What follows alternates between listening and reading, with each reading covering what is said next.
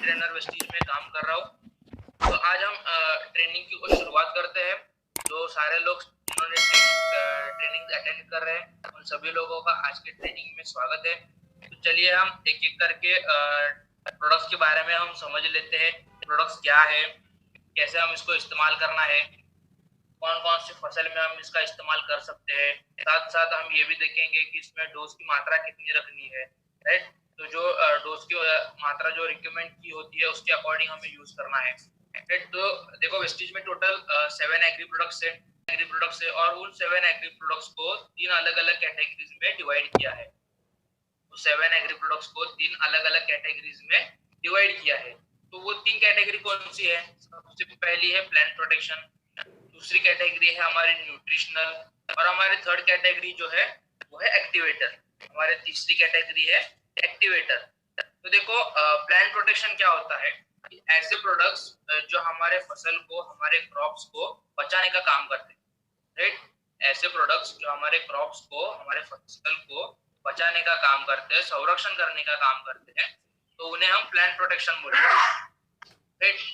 तो उन्हें हम प्लांट प्रोटेक्शन बोलते हैं। तो प्लांट प्रोटेक्शन की कैटेगरी में देखो हमें हमारे फसल में जो है, हमें हमारे फसल को अलग अलग इंसेक्ट से बचाना है। जो हमारे फसल में कीट लग जाती है उससे हमें हमारे फसल को बचाना है। दूसरा, हमारे फसल में जो पेस्ट लग जाती है उससे हमारे फसल को बचाना है। हमारे फसल में जो फंगस की बीमारी आती है उससे हमारे फसल को बचाना है। तो जो इंसेक्ट्स को कंट्रोल करने की दवाइयां आती है उसको हम इंसेक्टिसाइड बोलते हैं। जो पेस्ट को कंट्रोल करने की दवाइयां आती है उसको हम पेस्टिसाइड बोलते हैं। जो फंगस को कंट्रोल करने की दवाइयां आती है उसको हम फंगिसाइड बोलते हैं। तो देखो आपको एक चीज का यहाँ पे ध्यान रखना है कि वेस्टीज में कोई इंसेक्टिसाइड और पेस्टिसाइड नहीं है।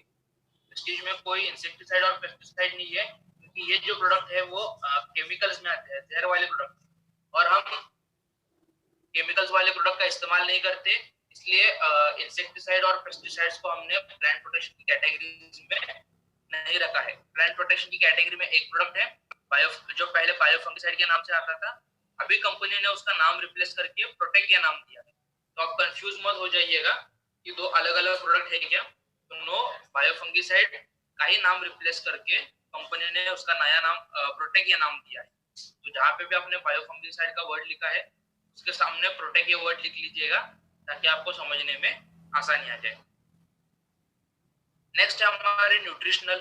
अब न्यूट्रिशनल क्या होता है? यानी ऐसे प्रोडक्ट्स जो हमारे फसल को, हमारे क्रॉप्स को न्यूट्रिशन प्रोवाइड करने का काम करते हैं, यानी पोषक तत्व पहुंचाने का काम करते हैं, तो उन्हें हम न्यूट्रिशनल बोलते हैं। तो न्यूट्रिशनल की कैटेगरी में हमारे पास 5 प्रोडक्ट है। सबसे पहला है एग्री ह्यूमिक, दूसरा है ह्यूमिक ग्रैन्युअल्स, तीसरा है एग्री मॉस, चौथा है एग्री नैनोटेक और पांचवा है एग्री गोल्ड। ये जो प्रोडक्ट है ये हमारे फसल को न्यूट्रिशन प्रोवाइड करने का काम करते हैं, ये हमारे फसल को पोषक तत्व पहुंचाने का काम करते हैं, राइट। तो अगर हमने इन प्रोडक्ट का सही से अपने फसल में इस्तेमाल किया, सही समय पे सही मात्रा में अगर हमने इसका इस्तेमाल किया तो ये हमारे फसल की पैदावार को बढ़ाने में हेल्प करते हैं, राइट। अगर हमने इन प्रोडक्ट्स का सारे फसल में सही से इस्तेमाल किया तो ये हमारे फसल की जो पैदावार होती है उसको बढ़ाने में हेल्प करते हैं, राइट।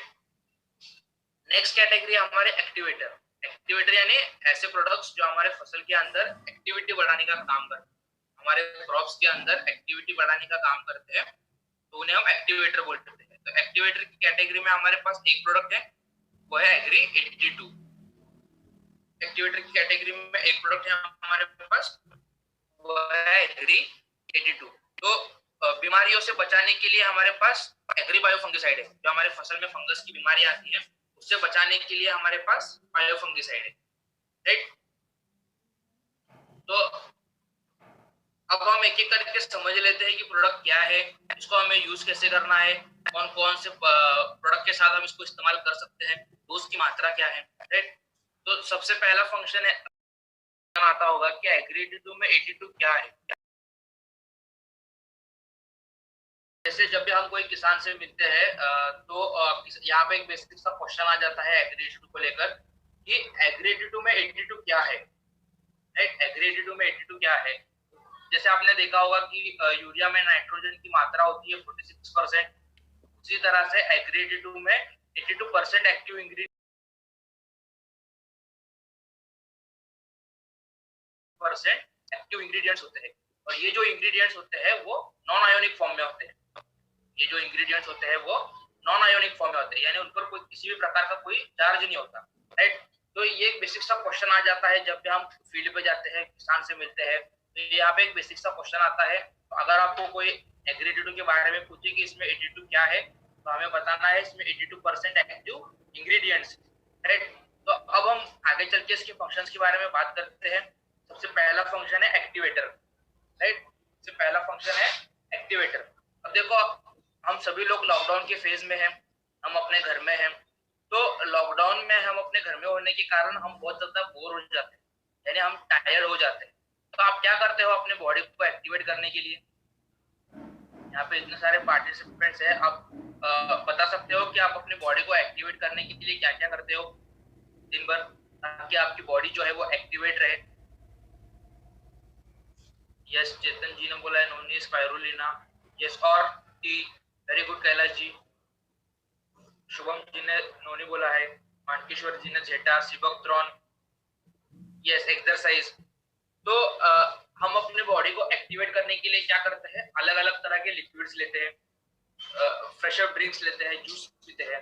तो बेसिकली ये क्या काम करते हैं, ये हमारे बॉडी के अंदर जाके हमारे बॉडी को एक्टिवेट करने का काम करता है, राइट। ये जो फ्रेश अप ड्रिंक होता है, जीरा टी है, कॉफी है, तो ये हमारे बॉडी के अंदर जाके हमारे बॉडी को एक्टिवेट करने का काम करती है, राइट। उसी तरह से एग्री 82 क्या काम करता है, अगर आप इसको किसी कीटनाशक के साथ इस्तेमाल करते हैं, किसी पेस्टिसाइड के साथ इसका इस्तेमाल करते हैं, फर्टिलाइजर के साथ इस्तेमाल करते हैं, तो ये उस पर्टिकुलर दवाइयों की ताकत को, उसकी एफिशिएंसी को बढ़ाने में हेल्प करता है, यानी उसकी जो आप इंसेक्टिसाइड ताकत को ये बढ़ाने में हेल्प करता है, दवाइयों को एक्टिवेट करने में हेल्प करता है। जैसे जीरा टी, कॉफी, ये हमारे अंदर जाके हमारे बॉडी को एक्टिवेट करने का काम करता है। उसी तरह से एग्री 82 क्या काम करता है, ये दवाइयों के अंदर जाके दवाइयों को एक्टिवेट करने का काम करता है। नेक्स्ट है हमारा स्प्रेडर। स्प्रेडर को हम हिंदी में बोलते हैं फैलाना। स्प्रेडर को हम हिंदी में बोलते हैं फैलाना। आपने बहुत बार देखा होगा कि किसान के फसल में जो कीड़ा लग जाता है, इंसेक्ट्स लग जाता है, तो किसान बेसिकली क्या करते हैं, मार्केट में से कीटनाशक दवाइयां लाकर उसका इस्तेमाल जो है वो अपने खेत में करते हैं, राइट। किसान क्या करते हैं, जब भी हमारे फसल में कोई कीड़ा लग जाता है तो किसान मार्केट में से दवाइयां लाकर उसका अपने फसल पे उसका स्प्रे करवाते हैं, राइट। तो लेकिन जिस मात्रा में जब भी किसान अपने फसल में इसका स्प्रे करते हैं, जब भी किसान अपने फसल पे कीटनाशक का स्प्रे करते हैं, तो दवाइयां जो है वो पत्तों पर ड्रॉप्स की फॉर्म में जमा होती है। या फिर आप अपने घर पे भी देखा होगा, अगर आप एक झाड़ का पेड़ का पत्ता तोड़कर अगर उस पर आपने पानी डाला, तो वहां पे भी आपको छोटे छोटे ड्रॉप्स दिखाई देंगे।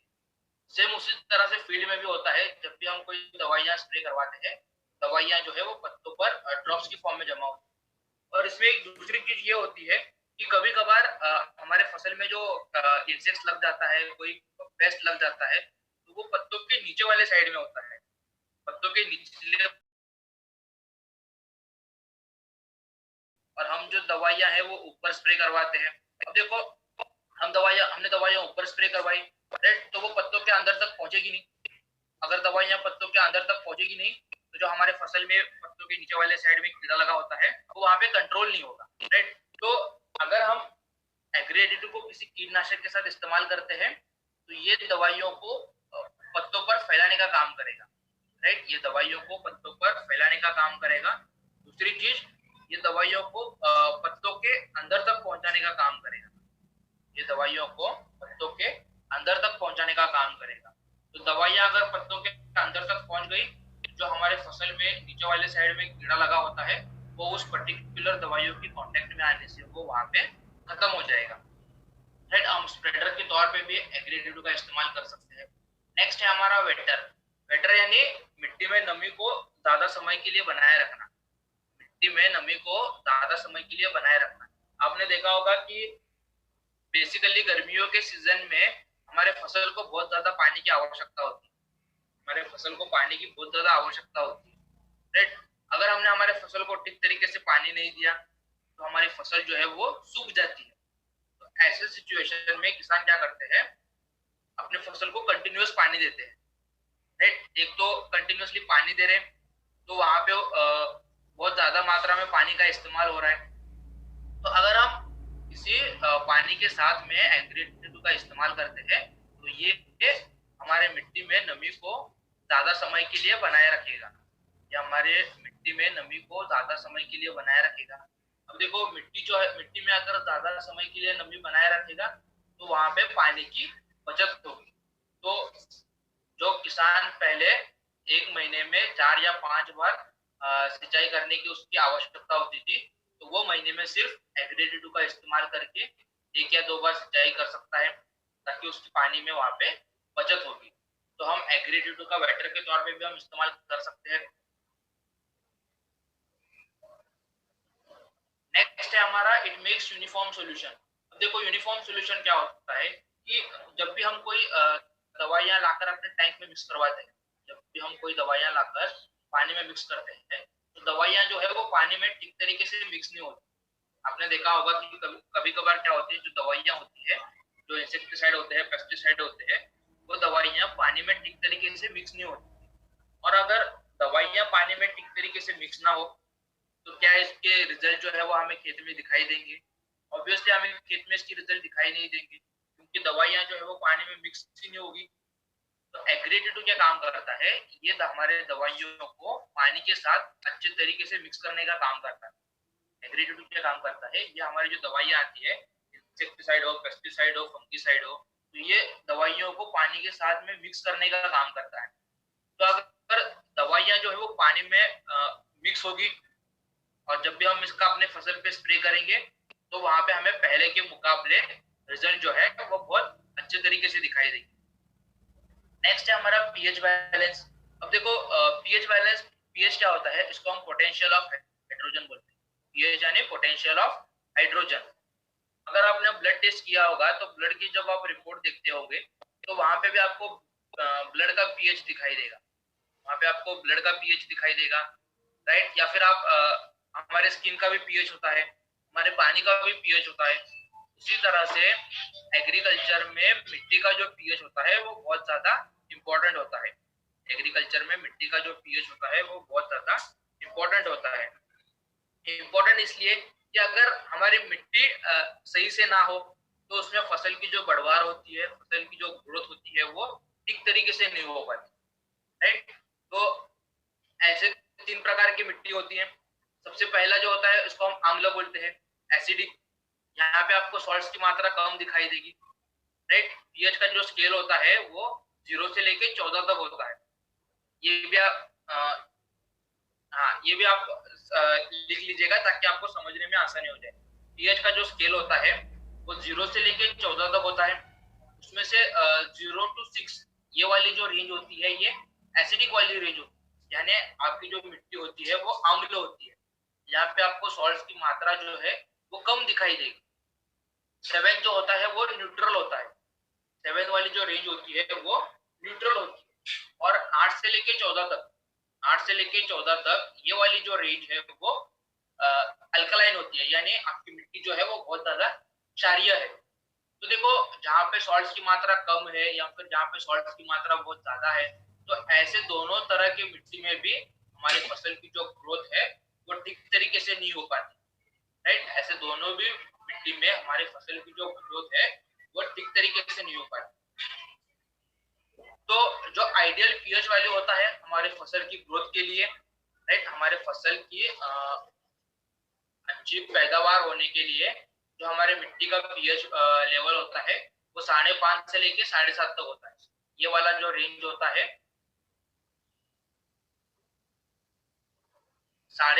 जो आइडियल पीएच वैल्यू होता है हमारे मिट्टी, अच्छी मिट्टी के लिए, फसल की अच्छी पैदावार के लिए, तो वो 5.5 से लेके 7.5 तक होता है। ये वाली जो रेंज होती है ये हमारे फसल के लिए आइडियल पीएच वैल्यू होती है। राइट, तो आप ये भी एक चीज ध्यान में लिख लीजिएगा, 5.5 से लेके 7.5 तक ये जो पीएच वैल्यू होती है ये हमारे फसल की अच्छी पैदावार के लिए ये पीएच वैल्यू हमारी मिट्टी की होनी चाहिए। तो ये हमने देख लिया एग्रीगेटर की फंक्शंस के बारे में, राइट। ये हमने देख लिया एग्रीगेटिव के फंक्शंस के बारे में। अब हम बात करते हैं कि हम इसको इस्तेमाल कैसे करना है, राइट। हमने एग्रीगेटिव के फंक्शन समझ लिए, लेकिन अब हम बात करेंगे कि इसको हमें इस्तेमाल कैसे करना है। तो देखो एग्रीगेटिव का जो एग्रीगेटिव जो है ये हम किसी पेस्टिसाइड में मिक्स करके या फिर कोई फंगिसाइड हो, मार्केट में जो तरह तरह के फर्टिलाइजर्स आते हैं तो उन फर्टिलाइजर्स में, या फिर हमारे वेस्टेज के जितने भी एग्री प्रोडक्ट्स है, हमारे वेस्टेज में जितने भी एग्री प्रोडक्ट है उन सारे एग्री प्रोडक्ट में आप एग्रीगेटिव को मिक्स करके यूज कर सकते हैं, राइट। तो हमें इस्तेमाल कितना करना है, 15 लीटर पानी में 5 से 10 ml, 15 लीटर पानी में हमें एग्रीगेटिव 5 से 10 ml वहां पे मिलाना है, राइट। दूसरी चीज, अगर कोई किसान अपने खेत में खरपतवार नाशक का स्प्रे करता हो, अब देखो खरपतवार क्या होता है, अगर हम आपने देखा होगा कि फसल में आपको छोटी छोटी घास दिखाई देती है, तो उसको जो कंट्रोल करने की दवाइयां आती है, उसको मारने की जो दवाइयां आती है, उसको हम इंग्लिश में हर्बिसाइड बोलते हैं और हिंदी में उसको हम खरपतवार नाशक बोलते हैं। तो खरपतवार की जो दिक्कत है वो आमतौर पर आपको फील्ड में बहुत ज्यादा दिखाई देगी। तो बेसिकली किसान क्या करते हैं कि अपने खेत में खरपतवार नाशक का इस्तेमाल करते हैं। तो खरपतवार नाशक के साथ भी हम एग्रीगेटिव का वहां पे इस्तेमाल कर सकते हैं। तो 15 लीटर पानी में हमें 15 से 20 ml वहां पे एग्रीगेटिव को मिक्स करना है। 15 लीटर पानी में हमें वहां पे 15 से 20 ml यहाँ पे खरपतवार नाशक के साथ हमें वहां पे एग्रीगेटिव का इस्तेमाल करना है। अब मान लो कोई किसान अपने खेत में खाद का इस्तेमाल करता हो, अब देखो खाद कौन कौन सी, तरह तरह की खाद आती है, फर्टिलाइजर्स हो गए, या फिर कोई किसान गोबर की खाद का इस्तेमाल करता है। तो हम फर्टिलाइजर्स के साथ भी एग्रीगेटिव को मिक्स करके यूज कर सकते हैं। फॉर एग्जांपल अगर हमने 1 किलो गोबर की खाद ली है, तो उस गोबर की खाद में हमें 3 से 4 ml एग्रीगेटिव को मिक्स करना है, और मिक्स करने के बाद इसका प्रयोग जो है वो तुरंत अपने खेत में करना है, राइट। तो फर्टिलाइजर्स के साथ भी आप एग्रीगेटिव का वहां पे इस्तेमाल कर सकते हो। नेक्स्ट है इरिगेशन। इरिगेशन यानी जिस तरह से हम अपने फसल को पानी देते हैं। इरिगेशन का मतलब क्या होता है, जिस तरह से हम अपने फसल को पानी देते हैं, सिंचाई करते हैं। तो देखो इरिगेशन करने के तरीके जो है वो अलग अलग है। कोई ड्रिप का इस्तेमाल करता है, कोई स्प्रिंकलर का इस्तेमाल करता है। एग्रीकल्चर में टेक्नोलॉजी इतनी एडवांस हो गई है, अब लगभग हर किसान के पास ऑलमोस्ट ड्रिप इरिगेशन की जो सुविधा है वो हर किसान के पास होती है। तो अगर कोई किसान अपने फसल में ड्रिप के माध्यम से एग्रीगेटिव का इस्तेमाल करना चाहता हो, तो ड्रिप इरिगेशन में एक वेंचुरी आती है, उस वेंचुरी में आप एग्रीगेटिव को पानी के साथ मिक्स करके वहां पे डाल सकते हैं, और जो हमने खेत में पाइप फैलाए है के जरिए हम एग्रीगेटिव का अपने खेत में इस्तेमाल कर सकते हैं। ये हो गया अगर किसी किसान के पास मान लो ड्रिप इरिगेशन की सुविधा उपलब्ध है। अगर आपके सामने ऐसा किसान आ जाए जिसके पास ड्रिप इरिगेशन की सुविधा उपलब्ध नहीं है, लेकिन वो एग्रीगेटिव का इस्तेमाल करना चाहता है, तो जिनके पास ड्रिप इरिगेशन की सुविधा उपलब्ध नहीं है, तो जब भी किसान अपने फसल में अपने क्रॉप्स को सिंचाई करता है, सिंचाई करते समय जहां से खेत में पानी एंटर होता है वहां पे हम एक बकेट में छेद करके या फिर एक बोतल में छेद करके हम वहां पे रख सकते हैं, ताकि उसमें से जो ड्रॉप्स निकले वो पानी के साथ साथ पूरी खेत में फैल सके, राइट। तो हम सिंचाई में भी एग्रीगेटिव का इस्तेमाल कर सकते हैं। तो वहां पे हमें 160 से 200 ml पर एकड़ के अकॉर्डिंग वहां पे हमें एग्रीगेटिव का इस्तेमाल करना है। सिंचाई में हमें 160 से 200 ml पर एकड़ के अकॉर्डिंग वहां पे हमें इस्तेमाल करना है, राइट।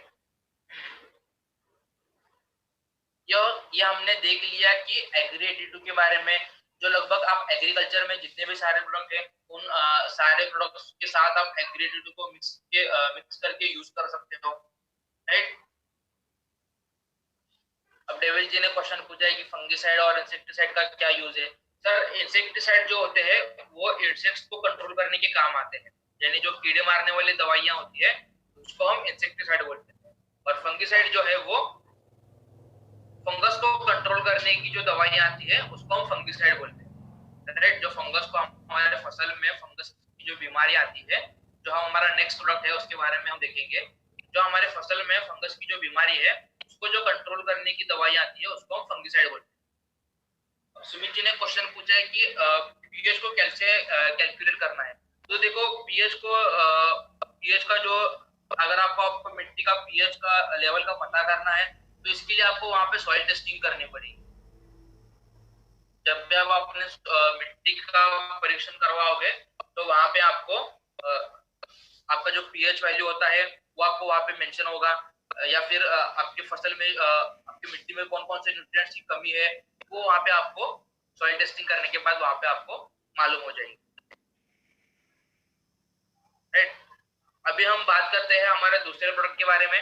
हमारा दूसरा प्रोडक्ट है बायोफंगिसाइड, एग्री बायोफंगिसाइड, जो पहले बायोफंगिसाइड के नाम से आता था, अभी वो प्रोटेक्ट के नाम से आता है। राइट, तो फंगिसाइड क्या होता है, जो हमारे फसल में फंगस की बीमारी आती है उसको जो कंट्रोल करने की दवाइयां आती है उसको हम फंगिसाइड बोलते हैं। जो हमारे फसल में फंगस की बीमारी आती है उसको जो कंट्रोल करने की दवाइयां आती है उसको हम फंगिसाइड बोलते हैं। तो देखो जैसे हमें इंसानों को स्किन डिसीज हो जाती है, फंगल डिसीज हो जाती है, उसी तरह से हमारे क्रॉप्स में भी फंगस की जो बीमारी है वो अलग अलग तरीके से दिखाई देती है। आपने देखा होगा कि बार बार क्लाइमेट चेंज होने के कारण भी हमारे फसल में फंगस की जो दिक्कत है वो बहुत ज्यादा दिखाई देती है। अगर हमारा क्लाइमेट जो है वो बार बार चेंज हो रहा है, या फिर आपकी फसल जो है वो कंटिन्यूअसली पानी के कांटेक्ट में है, हमारे जो फसल है वो कंटिन्यूअसली पानी के कांटेक्ट में है, तो इसके कारण भी हमारे फसल में फंगस की दिक्कत जो है वो वहां पे आपको दिखाई दी। या फिर आपके फसल में से पानी का ड्रेनेज नहीं हो रहा है, अगर आपके खेत में से पानी निकल रहा नहीं है तो इसके कारण भी हमारे फसल में फंगस की जो बीमारी है वो आपको वहां पे दिखाई देगी। तो आपके सामने ये 4 पिक्चर है ताकि आपको एक आइडिया हो जाए कि हमारे फसल में जो फंगस की बीमारी आती है वो दिखाई कैसे देती है।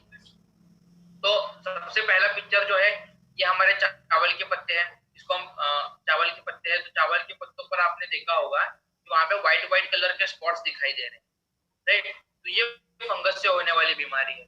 दूसरा पिक्चर, ये वाला पिक्चर जो है ये हमारे धान की फसल है, गेहूं की फसल है, तो गेहूं की फसल पर आपने देखा होगा कि वहां पे रेड रेड कलर के धब्बे दिखाई दे रहे हैं, तो ये फंगस से होने वाली बीमारी है। तीसरी जो है ये हमारे कॉटन के पत्ते हैं, कपास के पत्ते हैं, तो कपास के पत्तों पर आपको वहां पे रेड रेड कलर के स्पॉट्स दिखाई दे रहे हैं, तो ये फंगस से होने वाली बीमारी है। चौथी पिक्चर जो है ये हमारे मूंगफली के पत्ते हैं, मूंगफली के पत्तों पर आपने देखा होगा कि वहां पे ब्लैक ब्लैक कलर के धब्बे दिखाई दे रहे हैं, तो ये फंगस से होने वाली बीमारी है।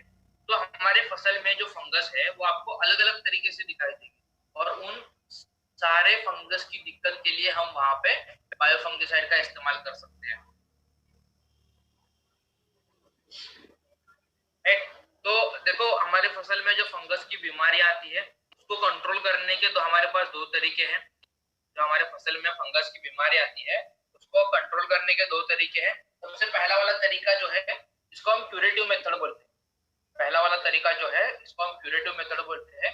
क्यूरेटिव मेथड यानी अगर हमारे फसल में फंगस की जो बीमारी है वो आ चुकी है, फॉर एग्जाम्पल अगर चावल की फसल लेते हैं, चावल की फसल में अगर आपको वहां पे फंगस की बीमारी जो है वो दिखाई दे तो वहां पे हमें 2 से 3 ग्राम पर लीटर 2 से 3 ग्राम पर लीटर के अकॉर्डिंग वहां पे हमें इसके 10 दिन के अंदर 2 स्प्रे करवाने हैं।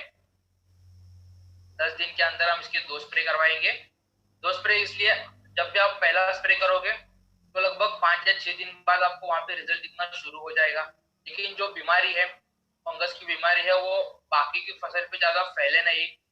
राइट, बाकी की फसल पे ज्यादा फैले नहीं, तो उसको कंट्रोल करने के लिए हम वहां पे दूसरा स्प्रे करेंगे।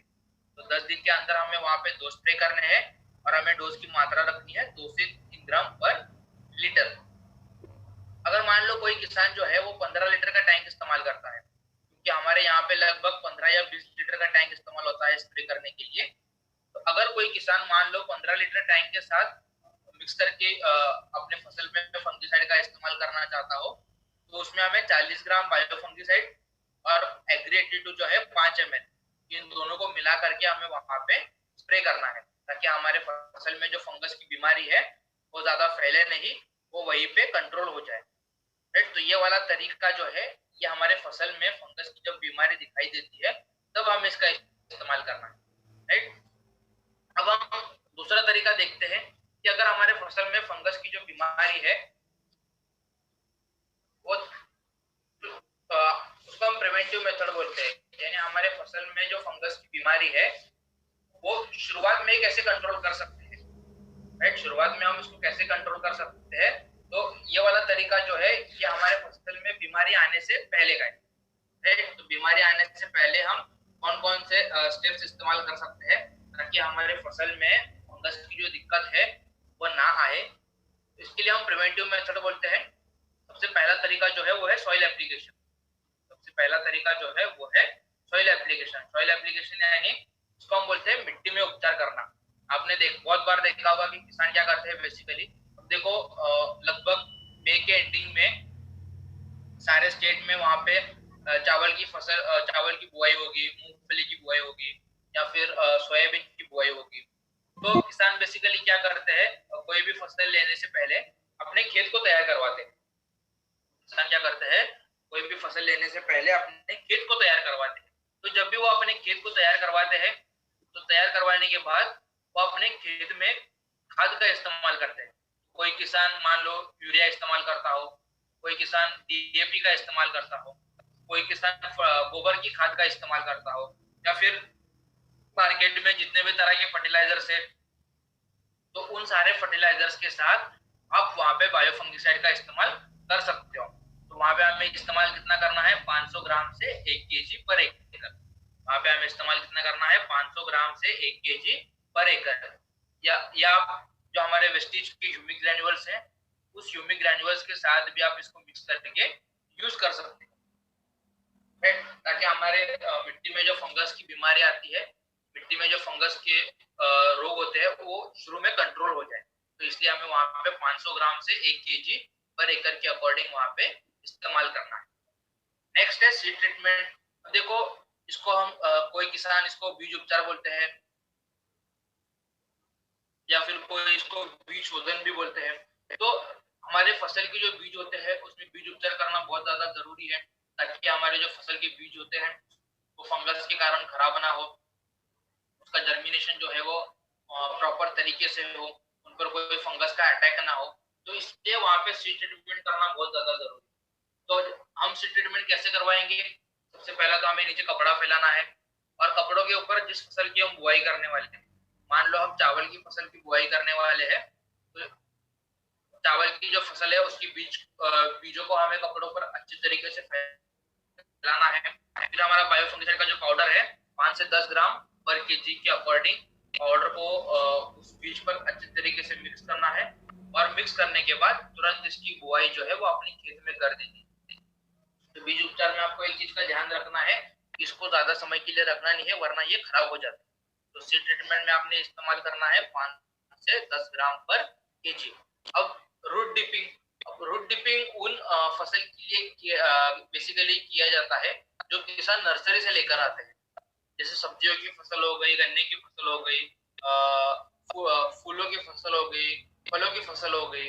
तो बेसिकली नर्सरी में इन सारे फसल वहां पे उगाई जाती है।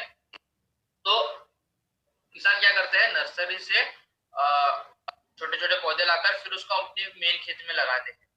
तो वहां पे रूट डिपिंग करना बहुत ज्यादा जरूरी है ताकि हमारे जो फसल के रूट्स है वो खराब ना हो, वो सड़े नहीं। इसलिए वहां पे रूट डिपिंग करना बहुत ज्यादा जरूरी है। तो हम रूट डिपिंग कैसे करेंगे, अगर हमने 1 लीटर पानी लिया है तो उस पानी में हमें 10 से 15 ग्राम वहां पे बायोफंगिसाइड का पाउडर का इस्तेमाल करना है, उसमें अच्छे तरीके से मिक्स करना है। और मिक्स करने के बाद जो भी फसल हम नर्सरी से लेकर आते हैं, जो भी फसल हम नर्सरी से लेकर आते हैं तो उसे अपने मेन खेत में लगाने से पहले उनकी जड़ों को उस सॉल्यूशन में डुबाकर फिर उसको अपने मेन खेत में लगाना है। तो रूट डिपिंग के लिए हमें इस्तेमाल करना है 10 से 15 ग्राम पर लीटर। अगर कोई किसान मान लो स्प्रे में इस्तेमाल करना चाहता हो, प्रिवेंशन के तौर पर, अगर कोई किसान प्रिवेंशन के तौर पर स्प्रे में इस्तेमाल करना चाहता हो ताकि वहां पे फंगस की जो बीमारी है वो वहां पे कंट्रोल हो जाए, वो शुरुआत में एज अ प्रिवेंशन के तौर पर वहां पे स्प्रे करना चाहता हो तो बायोफंगिसाइड क्या हमें 2 स्प्रे करने हैं। हम 2 स्प्रे कब करवाएंगे? जब भी हम कोई फसल लगाते हैं। जब भी हम कोई फसल लगाते हैं, मान लो अगर हमने गन्ने की फसल लगा ली, तो फसल लगाने के 20 से 25 दिन बाद 20 से 25 दिन बाद हम वहां पे पहला स्प्रे करेंगे, और दूसरा स्प्रे जो है उस पर्टिकुलर फसल में फूल आने से पहले, उस पर्टिकुलर फसल में फूल आने से पहले हम वहां पे दूसरा स्प्रे करेंगे, राइट। तो वहां पे हमें डोज की मात्रा रखनी है 1.5 से 2 ग्राम पर लीटर। वहां पे हमें डोज की मात्रा रखनी है 1.5 से 2 ग्राम पर लीटर। तो अगर कोई किसान आके आपको ऐसे पूछे कि हमारे फसल में फंगस की जो दिक्कत है, हमारे फसल में फंगस की बीमारी दिखाई दे रही है, तो आपके पास विस्टीज में ऐसा कौन सा एग्री प्रोडक्ट है जो हमारे फसल में फंगस की जो दिक्कत है उसको कंट्रोल कर सकता है, तो वहां पे हमें बायोफंगिसाइड का इस्तेमाल करना है। तो हमारे फसल में जो फंगस की बीमारी आती है उसको वहां पे कंट्रोल करने का काम करता है। अब हम बात करते हैं नेक्स्ट प्रोडक्ट, यानी दूसरा स्प्रे। हम अब अनिता जी ने क्वेश्चन पूछा है कि दूसरा स्प्रे कब करना है। अगर हमने फॉर एग्जांपल चावल की फसल ली है, तो जब भी हम फसल लगाते हैं तो फसल लगाने के 20 से 25 दिन बाद हम वहां पे पहला स्प्रे करना है, और दूसरा स्प्रे जो है वो उस पर्टिकुलर फसल में, यानी चावल की फसल में फूल आने से पहले, उस पर्टिकुलर फसल में फूल आने से पहले हम वहां पे दूसरा स्प्रे करेंगे। हमारा नेक्स्ट प्रोडक्ट है एग्री ह्यूमिक और ह्यूमिक ग्रैन्यूल्स।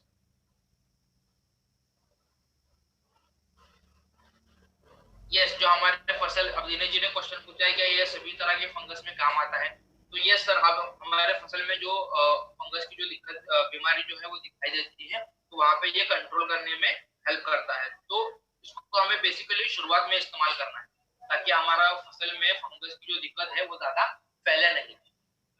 अब हम बात करते हैं हमारा दूसरा प्रोडक्ट, नेक्स्ट प्रोडक्ट के बारे में। तो हमारे पास ह्यूमिक जो है वो 2 तरीके से आता है। सबसे पहला जो है वो ह्यूमिक लिक्विड फॉर्म में आता है, और दूसरा जो है ह्यूमिक वो ग्रैनुअल्स फॉर्म में आता है। तो लिक्विड में होने का ये बेनिफिट होता है कि आप इसको किसी स्प्रे में इस्तेमाल कर सकते हो, या फिर जब आप अपनी खेत में सिंचाई करते हो तो सिंचाई करते समय आप लिक्विड वाला इस्तेमाल कर सकते हो। और ग्रैन्युअल्स जो है ये आप जब भी अपने फसल में खाद का इस्तेमाल करते हो, जैसे गोबर की खाद हो गई, डीएपी हो गई, तो ग्रैन्युअल्स जो है वो आप फर्टिलाइजर के साथ मिक्स करके आप इसका इस्तेमाल कर सकते हैं।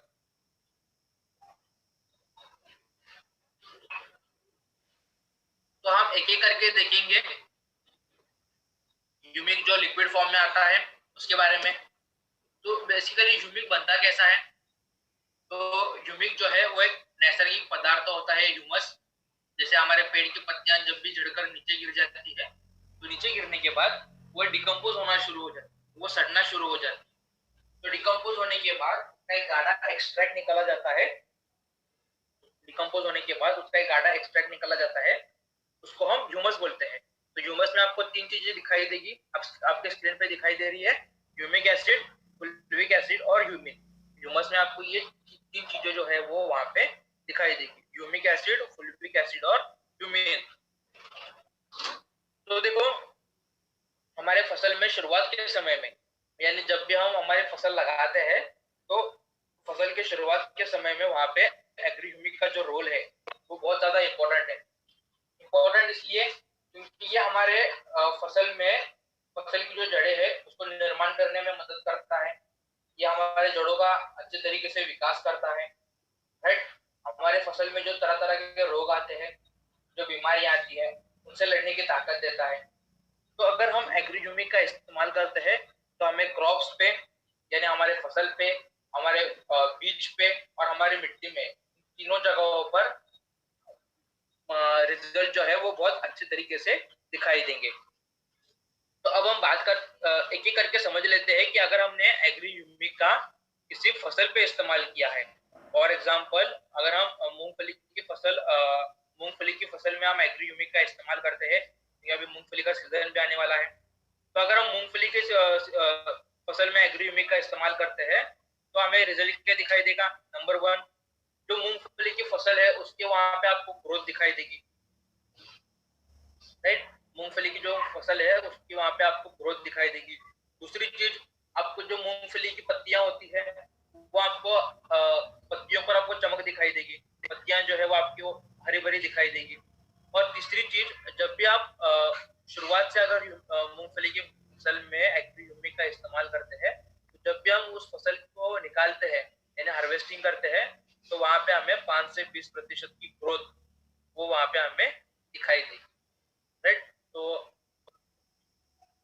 जब भी हम मूंगफली की फसल को निकालते हैं, तो अगर हमने वहां पे शुरू से एग्री ह्यूमिक का इस्तेमाल किया है, तो वहां पे हमें 5 से 20% की जो ग्रोथ है वो वहां पे दिखाई देगी।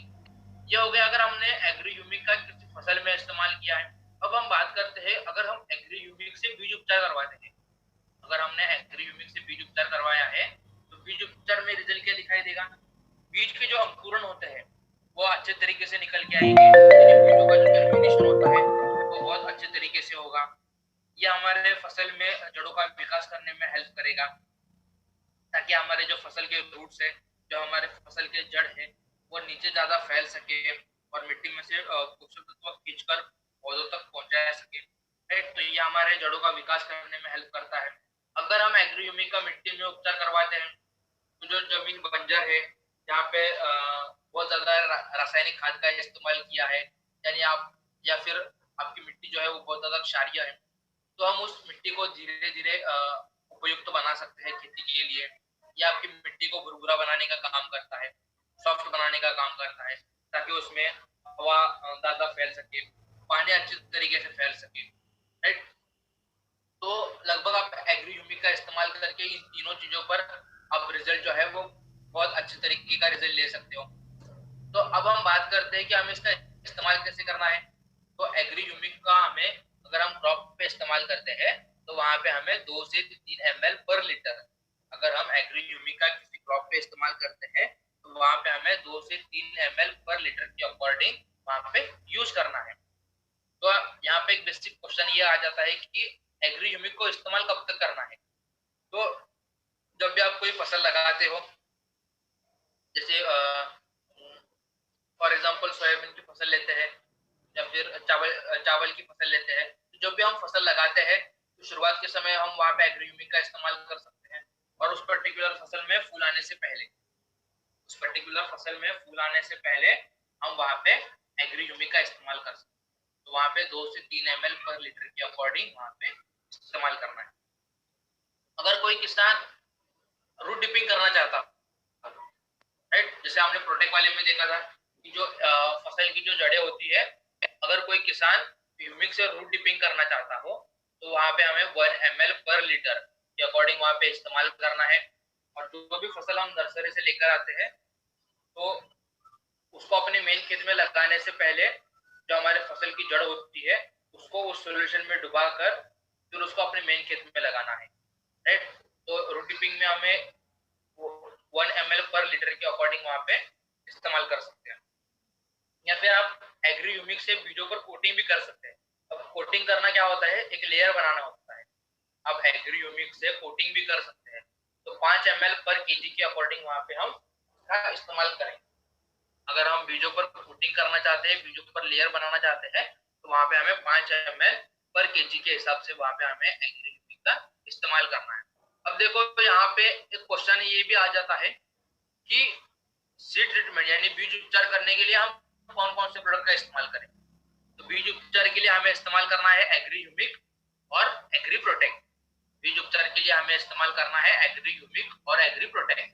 ह्यूमिक की मात्रा होगी 5 ml पर केजी और प्रोटेक्ट की मात्रा होगी 10 ग्राम पर केजी। तो ये दो प्रोडक्ट जो है ये हमें बीज उपचार में इस्तेमाल करने। अब हम बात करते हैं ह्यूमिक जो ग्रैन्युलस फॉर्म में आता है। तो देखो, ग्रैन्युलस में होने का ये बेनिफिट होता है कि आप इसको किसी खाद में भी मिक्स करके यूज कर सकते हैं। अगर आप गोबर की खाद का इस्तेमाल करते हैं, तो उसमें भी मिक्स कर सकते हैं। फर्टिलाइजर इस्तेमाल करते हैं, तो फर्टिलाइजर में भी ये मिक्स इसका इस्तेमाल कर सकते हो। या फिर कोई किसान क्या करते हैं, मार्केट में से जो भी अलग अलग तरह के फर्टिलाइजर आते हैं, उन सारे फर्टिलाइजर्स के साथ आप इसको मिक्स करके यूज कर सकते हो। तो हमें 5 किलो पर एकड़ के अकॉर्डिंग वहां पे ह्यूमिक ग्रैन्युल्स का इस्तेमाल करना है। 5 किलो पर एकड़ के अकॉर्डिंग वहां पे हमें ह्यूमिक ग्रैन्युल्स का इस्तेमाल करना है। तो ये वाला जो है, ये ग्रैन्युअल्स जो है वो बेसिकली आप किसी खाद में मिक्स करके इस्तेमाल कर सकते हो। दूसरा जो है लिक्विड, तो लिक्विड जो है जब आप अपने फसल में सिंचाई करते हैं, तो सिंचाई करते से अगर कोई किसान ड्रिप का इस्तेमाल करता है सिंचाई करने के लिए, तो वहां पे हमें लिक्विड का इस्तेमाल करना है। तो लिक्विड में हमें 250 से 500 ml पर एकड़, 250 से 500 ml पर एकड़ के अकॉर्डिंग वहां पे हमें इस्तेमाल करना है। तो देखो यहाँ पे हमें एक चीज को समझना है, तो ह्यूमिक का जो मेन काम होता है वो हमारे जो हमारे फसल होती है उसकी जड़ों में होता है। ह्यूमिक का जो मेन काम होता है वो हमारे फसल की जड़ों में होता है। तो ये एक चीज का भी आपको समझ लेना चाहिए कि ह्यूमिक का जो मेन काम होता है वो हमारे रूट्स पे होता है। राइट। तो अब हम बात करते हैं हमारा नेक्स्ट प्रोडक्ट है हमारा एग्रीमॉस। तो एग्रीमॉस एक ऐसा प्रोडक्ट है जो हमारे फसल में प्रजनन क्षमता को बढ़ाने में हेल्प करता है। एग्रीमॉस एक ऐसा प्रोडक्ट है जो हमारे फसल में प्रजनन क्षमता जो होती है हमारे फसल की, उसको बढ़ाने में हेल्प करता है। तो जो किसान पहले सब्जियों की खेती बाड़ी करता हो, फूलों की खेती बाड़ी करता हो, फलों की खेती बाड़ी करता हो, तो उसको शुरुआत के समय में अपने फसल में बहुत ज्यादा दिक्कतें आती थी। दिक्कतें किस तरह की थी कि उसके यहाँ पे पर्टिकुलर फसल में फूल ही नहीं आते थे। राइट। फॉर एग्जाम्पल अगर आपको बढ़िया क्वालिटी का टोमेटो चाहिए तो उस फसल में पहले फूल आना बहुत ज्यादा जरूरी है। अगर सही मात्रा में फूल आएंगे तो उसका आगे जाके कन्वर्जन जो है वो फल में होगा। तो कोई भी फसल हो, तो जब भी फल बनता है तो फल बनने से पहले उस पर्टिकुलर फसल में फूल आना बहुत ज्यादा जरूरी है। राइट। तो शुरुआत के समय में किसान को इन समस्याओं का बहुत ज्यादा सामना करना पड़ता था। तो उनके यहाँ पे फसल में फूल नहीं आते थे, फूल आ तो रहे लेकिन फूल झड़ जाते थे, फूल से फल नहीं बनता था, फलों का जो आकार है वो आपको एक समान दिखाई नहीं देता था, यानी फल आपको वहां पे छोटे छोटे दिखाई देते थे। फलों का जो आकार है यानी टोमेटो जो है वो आपको गोल चाहिए होता है, राउंड चाहिए होता है। तो शुरुआत के समय में वो वहां पे उनका जो आकार है, शेप जो है वो सही से नहीं होता था, आपको फलों पर चमक दिखाई नहीं देती थी। तो शुरुआत के समय में किसान को इन समस्याओं का काफी मात्रा में सामना करना पड़ता था। तो अगर हम फसल में एग्रीमॉस का इस्तेमाल करते हैं, अगर किसान जो है अपने फसल में एग्रीमॉस का इस्तेमाल करते हैं तो वहां पे रिजल्ट क्या दिखाई देगा। नंबर 1, जहाँ पे पहले फूल नहीं आते थे वहां पे फूल आना शुरू हो जाएंगे। जहाँ पे पहले फूल नहीं आते थे वहां पे फूल आना शुरू हो जाएंगे। जहाँ पे पहले फूल नहीं आते थे वहां पे फूल आना शुरू हो जाएंगे। जहाँ पे पहले फूल झड़ जाते थे तो एग्रीमॉस का इस्तेमाल करने से फूल जो है वो झड़ेंगे नहीं। जहाँ पे पहले फूल से फल नहीं बनता था तो ऐसे फसल में अगर आप एग्रीमॉस का इस्तेमाल करते हो तो वहां पे फूल से फल बनना शुरू हो जाएगा। जहाँ पे पहले फल का जो आकार है वो आपको एक समान दिखाई नहीं देता था, तो एग्रीमॉस का इस्तेमाल करने से वहां पे फलों का जो आकार है वो आपको एक समान दिखाई देगा। जहाँ पे पहले आपको हमारे फलों पर चमक दिखाई नहीं देती थी, तो एग्रीमॉस का इस्तेमाल करने से फलों पर हमें वहां पे चमक दिखाई देगी। तो बेसिकली किसान जो है वो एग्रीमॉस का इस्तेमाल करके quantity, quality, size, shape, colour, इन 5 जगहों पर रिजल्ट जो है वो बहुत अच्छी तरीके से ले सकता है। तो हमने देख लिया कि एग्रीमॉस का इस्तेमाल हम कैसे कर सकते हैं। तो अब हम देखेंगे कि अगर हम एग्रीमॉस का इस्तेमाल करना चाहते हैं तो हमें इस्तेमाल कितना करना है। राइट। तो 15 लीटर पानी में हमें 20 ml वहां पे एग्रीमॉस का इस्तेमाल करना है। जो हमारा 15 लीटर का टैंक होता है उस 15 लीटर के टैंक में हमें वहां पे 20 ml एग्रीमॉस का इस्तेमाल करना है। तो देखो जो नॉर्मली जो सब्जियों की खेती बाड़ी करते हैं, अगर आपने देखा होगा कि गाँव में भी आजकल पॉली हाउस जो है वो बहुत ज्यादा दिखाई दे रहे हैं, तो वहां पे बेसिकली फूलों की खेती होती है। तो यहाँ पे बेसिकली 15 या 20 लीटर का टैंक इस्तेमाल होता है। तो 15 या 20 लीटर के टैंक में आप 20 ml के अकॉर्डिंग वहां पे यूज कर सकते हो। तो लेकिन यहाँ पे बहुत बड़े बड़े बाग बगीचे आते हैं। राइट। जब भी जो बड़े बड़े बाग बगीचे हैं, जैसे अगर आप नागपुर साइड में जाओगे तो वहां पे संतरे के दिखाई देंगे, सोलापुर साइड जाओगे तो आप वहां पे अनार के बाग दिखाई देंगे, या फिर राजस्थान में जाओगे तो वहां पे आपको कीनों के बाग दिखाई देंगे। तो जो बड़े बड़े बाग बगीचे हैं, तो वहां पे हमें 15 लीटर का टैंक तो इस्तेमाल नहीं होता। वहां पे इस्तेमाल होता है 500 लीटर 1000 लीटर का टैंक। तो जो बड़े बड़े टैंक आते हैं, तो वहां पे हमें 1 ml पर लीटर, जो बड़े बड़े टैंक आते हैं वहां पे 1 ml पर लीटर के अकॉर्डिंग वहां पे इस्तेमाल करना है। अगर आपका 500 लीटर का टैंक है तो वहां पे 500 ml वहां पे एग्रीमॉस का इस्तेमाल करना है। तो देखो एग्रीमॉस का इस्तेमाल करने का तरीका कब है, ये भी हमें मालूम होना बहुत ज्यादा जरूरी है कि हमें एग्रीमॉस को इस्तेमाल कब करना है। तो जब भी हमारे फसल में फूल आना शुरू हो जाते हैं, तो फूल आने से पहले, जब भी हमारे फसल में फूल आने से पहले 15 या 20 दिन पहले हम वहां पे एग्रीमॉस का इस्तेमाल कर सकते हैं। और दूसरा जो है उस पर्टिकुलर फसल में फूल आने के 15 या 20 दिन बाद, पर्टिकुलर फसल में फूल आने के 15 या 20 दिन बाद, ऐसे दोनों जगहों पर हम वहां पे एग्रीमॉस का इस्तेमाल कर सकते हैं। राइट। ये अगर हमने देख लिया कि हम सब्जियों पे इसका इस्तेमाल करते हैं, तो बेसिकली ऐसे भी जहाँ सब्जियां होती हैं जहाँ पे फूल से फल बनना शुरू हो जाता है, जैसे शिमला मिर्च हो गई, टमाटर हो गए, बैंगन हो गई, मिर्च हो गई। तो इन फसलों में क्या होता है बेसिकली, हर जब भी उनका फ्लावरिंग स्टेज होता है तो फूल बनते हैं, फिर फल बनना चालू हो जाता है, फिर हमने फूल तोड़ा, फिर फूल आते हैं, फिर फल बनना शुरू हो जाता है। तो ऐसे फसल में हम वहां पे एग्रीमॉस का 20-20 दिन के गैप में इस्तेमाल कर सकते हैं। तो जहाँ पे फूल से फल बनना शुरू हो जाता है, ऐसे फसल में हम वहां पे 20-20 दिन के गैप में एग्रीमॉस का इस्तेमाल कर सकते हैं। और साथ में को वहां पे जरूर मिलाना है।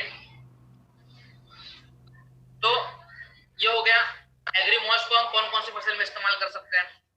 तो मैंने यूमिक में आपको चावल का एग्जांपल इसलिए लिया था कि आप एग्रीमॉस का वहां पे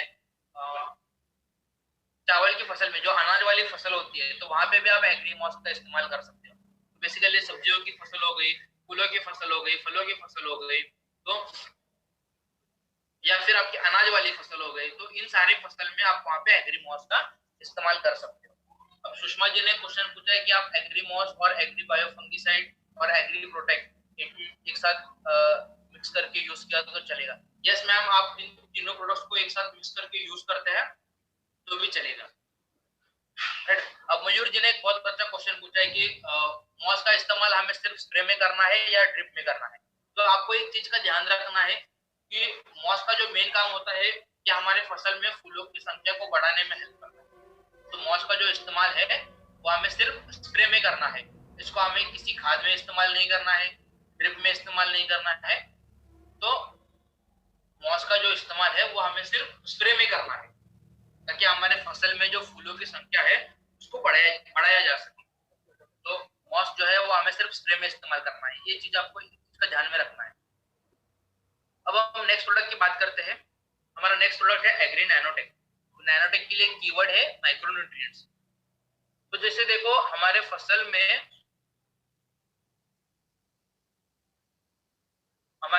ऐसे 16 मिट्टी में हमारे 16 प्रकार के न्यूट्रिएंट की आवश्यकता होती है। तो 16 प्रकार के न्यूट्रिएंट्स कौन से हैं ये भी हमें मालूम होने बहुत ज्यादा जरूरी है, ताकि अगर कोई किसान आपको पूछे कि 16 प्रकार के माइक्रोन्यूट्रिएंट्स कौन से, 16 प्रकार के न्यूट्रिएंट्स कौन से हैं, तो उसको वहां पे हमें बताने में आसानी आ जाएगी। राइट। तो 16 प्रकार के न्यूट्रिएंट्स जो है वो अलग अलग कैटेगरीज में डिवाइड किए हैं। सबसे पहले जो है ये आपके बेसिक आते हैं, जिसको हम ऑक्सीजन, हाइड्रोजन और कार्बन बोलते हैं। फिर आते हैं आपके प्राइमरी यानी मेन न्यूट्रिएंट्स। तो मेन न्यूट्रिएंट्स है आपके एनपीके, जिसको हम एनपीके बोलते हैं, यानी नाइट्रोजन, फास्फोरस और पोटेशियम। इसके बाद आते हैं आपके सेकेंडरी। सेकेंडरी है कैल्शियम, सल्फर और मैग्नीशियम। और लास्ट में आते हैं आपके माइक्रोन्यूट्रिएंट्स। माइक्रोन्यूट्रिएंट्स है आपके zinc, iron, copper, manganese, boron, chlorine और मोलिब्डेनम। ये 7 प्रकार के माइक्रोन्यूट्रिएंट्स हैं। तो नैनोटेक में आपको ज्यादा करके सेकेंडरी और माइक्रोन्यूट्रिएंट्स, नैनोटेक में आपको ज्यादा करके सेकेंडरी और माइक्रोन्यूट्रिएंट जो है वो बहुत ज्यादा अवेलेबल है। और ये जो न्यूट्रिएंट होते हैं वो नैनो चिलेटेड है। इसमें जो न्यूट्रिएंट अवेलेबल है वो नैनो चिलेटेड है। देखो नैनो चिलेटेड क्या होता है, तो नैनो चिलेटेड को समझने से पहले हम चिलेटिंग प्रोसेस को समझते हैं।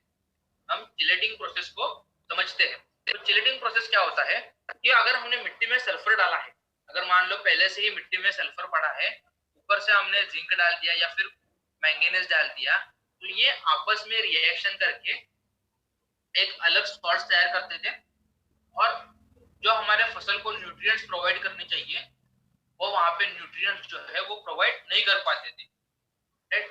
तो चिलेटिंग करने का ये फायदा होता है कि अगर आप मान लो किसी फर्टिलाइजर के साथ भी इसका इस्तेमाल करते हैं तो ये वहां पे स्टेबल रहेंगे, आपस में कोई रिएक्शन नहीं करेंगे और हमारे फसल को जो न्यूट्रिएंट्स प्रोवाइड करने चाहिए वो वहां पे सही से न्यूट्रिएंट्स प्रोवाइड करेंगे। लेकिन यहाँ पे जो नैनो चिलेटेड लिखा है, तो चिलेटिंग प्रोसेस बनाने के लिए नैनो टेक्नोलॉजी का इस्तेमाल किया गया है, इसलिए यहाँ पे नैनो, ये जो न्यूट्रिएंट्स है वो नैनो चिलेटेड है, राइट। तो अब हम बात करते हैं कि अगर हम इसका मिट्टी में कैसे इस्तेमाल कर सकते हैं।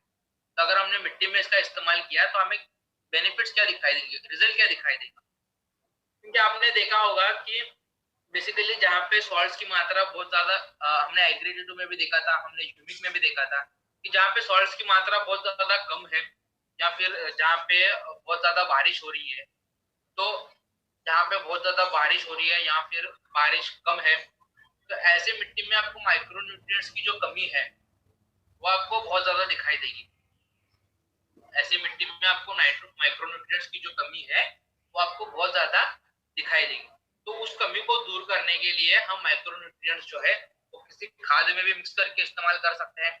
उस कोई मान लो कोई फर्टिलाइजर इस्तेमाल करता है तो फर्टिलाइजर के साथ भी आप माइक्रो न्यूट्रिएंट्स को मिक्स करके यूज कर सकते हो। तो हमें वहां पे 500 ग्राम से 1 केजी, वहां पे हमें 500 ग्राम से 1 केजी पर एकड़ के अकॉर्डिंग वहां पे हमें इस्तेमाल करना है। अगर हम मिट्टी में इसका इस्तेमाल करते हैं, किसी खाद में मिक्स करके इस्तेमाल करते हैं, तो वहां पे हमें 500 ग्राम से 1 केजी पर एकड़ के अकॉर्डिंग वहां पे इस्तेमाल करना है। दूसरी चीज कि माइक्रोन्यूट्रिएंट के जो इंपॉर्टेंस है, माइक्रोन्यूट्रिएंट का जो रोल है वो आपको दो चीजों पर दिखाई देगा। सबसे पहला पत्तियों पर और दूसरा दूसरा जो है फलों पर आपको दिखाई देगा। सबसे पहला आपको पत्तियों पर दिखाई देगा और दूसरा जो है आपके फलों पर दिखाई देगा। तो सबसे पहले हम देखते हैं कि अगर पत्तियों की फसल में किस तरह से काम करता है। तो पत्तियों की फसल हो गई जैसे मूंग, एलोवेरा की फसल हो गई, तंबाकू की फसल हो गई, पेपरमिंट की फसल हो गई। तो जहाँ पे पत्तियों की क्वालिटी बहुत ज्यादा इंपॉर्टेंट है, पत्तियां जो है वो फील्ड में से तोड़कर फैक्ट्री में अलग अलग प्रोडक्ट्स को बनाने के लिए भेज दिए जाते हैं। तो ऐसे पत्तियों की फसल में माइक्रोन्यूट्रिएंट्स का जो रोल है वो बहुत ज्यादा जरूरी है। ये बेसिकली काम कैसे करता है, अगर हम पेपरमिंट की फसल ले लें तो ये पेपरमिंट की फसल पत्तियों पर अगर हम नैनोटेक का स्प्रे करते हैं तो ये हमारे पत्तियों में क्लोरोफिल की मात्रा को बढ़ाने में हेल्प करेगा। क्लोरोफिल क्या होता है, क्लोरोफिल एक ऐसा तत्व होता है जिसके कारण हमारी पत्तियां जो है वो आपको हरी भरी दिखाई देती। तो ये हमारे पत्तियों में क्लोरोफिल की मात्रा को बढ़ाने में हेल्प करेगा। दूसरी चीज, ये हमारे पत्तियों का जो सरफेस है उसको चौड़ा करने में काम करेगा ताकि उसमें से ज्यादा तेल निकाल सके। अब मेंथा की फसल में अगर हमने इसका इस्तेमाल किया तो उसमें से ज्यादा तेल निकलेगा ताकि अलग अलग प्रोडक्ट जो है मेंथोल से बनाए जाने वाले वो ज्यादा बनाएंगे। तो पत्तियों की फसल में हमें 20-20 दिन के गैप में इसके 2 स्प्रे करने हैं और हमें डोज की मात्रा रखनी है 1.5 ग्राम पर लीटर। पत्तियों की फसल में हमें 20-20 दिन के गैप में 2 स्प्रे करने हैं और डोज की मात्रा रखनी है 1.5 ग्राम पर लीटर। दूसरी चीज, अगर हम फलों पे इसका इस्तेमाल करते हैं, अगर हम फलों पे इसका इस्तेमाल करते हैं तो बेसिकली आपने देखा होगा कि जब भी फूल से फल बनना शुरू हो जाता है तो कभी कभार फल जो है वो अंदर से खराब होना शुरू हो जाता है, अंदर से सड़ना शुरू हो जाता है। तो नैनोटेक क्या काम करता है, ये हमारे फलों को सड़ने से बचाता है और उसकी जो शेल्फ लाइफ होती है उसको बढ़ाने में हेल्प करता है, हेल्प करता है ताकि वो लंबे समय के लिए टिका रहेगा, वो जल्दी खराब नहीं होगा। तो नैनोटेक का इस्तेमाल हमें कब करना है, जब भी फूल से फल बनना शुरू हो जाता है तब हम वहां पे नैनोटेक का इस्तेमाल करना है। जब भी फूल से फल बनना शुरू हो जाता है वहां पे नैनोटेक का इस्तेमाल करना है और हमें डोज की मात्रा रखनी है 2 ग्राम पर लीटर। हमें डोज की मात्रा रखनी है 2 ग्राम पर लीटर। या फिर ऐसा किसान अगर आपको मिल जाए जो जैसे दाने का साइज बड़ा करना हो या फिर फलों का साइज बड़ा करना हो, तो वहां पे आपने नैनोटेक का इस्तेमाल कर सकते हो। या फिर आपने बहुत बार देखा होगा कि हमारे फल जो है वो बीच में से फट जाते हैं, फलों पर आपको धब्बे दिखाई देते हैं, तो वो माइक्रोन्यूट्रिएंट्स की कमी के कारण हमारे फल जो है वो बीच में से फट जाते हैं। तो ऐसे फलों पर भी हम माइक्रोन्यूट्रिएंट्स का इस्तेमाल कर सकते हैं। राइट, अब हम लास्ट प्रोडक्ट के बारे में देखते हैं। हमारा लास्ट प्रोडक्ट है एग्री गोल्ड। तो एग्री गोल्ड एक ऐसा प्रोडक्ट है जो हमारे फसल में रोग प्रतिरोधक क्षमता को बढ़ाने में हेल्प करता है। एग्री गोल्ड एक ऐसा प्रोडक्ट है जो हमारे फसल में रोग प्रतिरोधक क्षमता को बढ़ाने में हेल्प करता है। तो आपने देखा होगा कि कभी कभार क्लाइमेट चेंज होने के कारण हमारे फसल पे बहुत ज्यादा स्ट्रेस आता है। जब भी क्लाइमेट चेंज होता है यानी धूप निकलती है, बारिश हो रही है, तो इसके कारण भी हमारे फसल में जो स्ट्रेस है वो बहुत ज्यादा दिखाई देता है। हमारे फसल में जो इंसेक्ट्स आ रहे हैं, तो इंसेक्ट्स के कारण भी हमारे फसल में बहुत ज्यादा स्ट्रेस दिखाई देता है। हमारे फसल में पेस्ट है, तो पेस्ट के कारण भी फसल में स्ट्रेस जो है वो बहुत ज्यादा दिखाई देता है। तो उस पर्टिकुलर फसल को स्ट्रेस से बाहर निकालने के लिए वहां पे एग्रीगोल्ड काम करता है। उस पर्टिकुलर फसल को स्ट्रेस से बाहर निकालने के लिए वहां पे एग्रीगोल्ड काम करता है। ये हमारे क्रॉप्स की इम्यूनिटी को बूस्ट करने में हेल्प करता है। जैसे हमारा हेल्थ केयर में का प्रोडक्ट है स्पाइरुलिना, ये हमारे क्रॉप्स की इम्यूनिटी को बूस्ट करने में हेल्प करता है। उसी तरह से एग्रीगोल्ड के काम करता है, ये हमारे क्रॉप्स में इम्यूनिटी को बूस्ट करने में काम करता है। तो एग्रीगोल्ड का जो मेन काम होता है वो हमारे जड़ में भी होता है। तो ये बेसिकली जड़ों में व्हाइट रूट्स की संख्या को बढ़ाने में हेल्प करता है। एग्रीगोल्ड क्या काम करता है, ये हमारे फसल में व्हाइट रूट्स की संख्या को बढ़ाने में हेल्प करता है। तो हम एग्रीगोल्ड का इस्तेमाल जो है वो दोनों तरीके से कर सकते हैं। अगर मान लो हमारे फसल में बहुत ज्यादा स्ट्रेस है, जैसे पाला पड़ने के कारण, सूखा पड़ने के कारण हमारे फसल जो है वो बहुत ज्यादा स्ट्रेस में आती है, तो वहां पे हम स्प्रे में इस्तेमाल कर सकते हैं। तो स्प्रे में हमें इस्तेमाल करना है 1.5 ग्राम पर लीटर। अगर मान लो कोई किसान खाद में इसका मिक्स करके इस्तेमाल करना चाहता हो, या फिर जब भी हम अपने फसल में सिंचाई करते हैं, तो सिंचाई करते समय आप वहाँ पे एग्रीगोल्ड का इस्तेमाल कर सकते हो। तो वहाँ पे हमें इस्तेमाल करना है 100 से 200 ग्राम पर एकड़। तो बेसिकली आप एग्रीगोल्ड जो है वो जो जमीन के ऊपर वाली फसलें होती है, जैसे गन्ने की फसल हो गई, चावल की फसल हो गई, सोयाबीन की फसल हो गई, मूंगफली की फसल हो गई, तो गन्ने की जमीन के ऊपर जितने भी सारे फसल होते हैं वहां पे आप एग्रीगोल्ड का इस्तेमाल कर सकते हो। दूसरा, जमीन के अंदर वाली फसलें जैसे आपके मूंगफली हो गई, अदरक हो गई, हल्दी हो गई, गाजर हो गई, मूली हो गई, शकरकंद, जो जमीन के अंदर जितनी भी सारी फसल होती है, तो वहां पे हम एग्रीगोल्ड का भी इस्तेमाल कर सकते हैं। तो लगभग हमने सारे प्रोडक्ट समझ लिए हैं। छत्तीसगढ़ बेमेतरा जिला के रहने वाले हैं, ग्राउंड डायरेक्टर हैं, और अगस्त 2019 के महीने में आप देख सकते हैं उनका जो बोनस था 3,16,000 रुपया, तो उनका हाईएस्ट बोनस है अभी तक का। मैं आपको बता दूं कि मिस्टर अवतार वर्मा जी जो है वो पेशे से एक किसान है, किसान भाई है, उनका खेत है। सबसे पहले इन प्रोडक्ट्स को उन्होंने अपने खेतों में इस्तेमाल किया था, उनको काफी अच्छा रिजल्ट मिला। तो अभी खेती में तो इस्तेमाल कर ही रहे हैं, बट साथ ही साथ अपने आसपास के जो भी किसान भाई उनको उन्होंने बताना शुरू किया, और उनके साथ बहुत सारे किसान भाई जुड़ते गए, उनका एक बड़ा टीम बन गया है, बहुत सारे किसान भाई उनके टीम में है, वो भी इस्तेमाल कर रहे हैं, दूसरों को इस्तेमाल करने की सलाह देते हैं, उनको भी एक अच्छी इनकम आती है। तो आप देख सकते हैं एग्री प्रोडक्ट की बदौलत भी इन्होंने अच्छा एक बिजनेस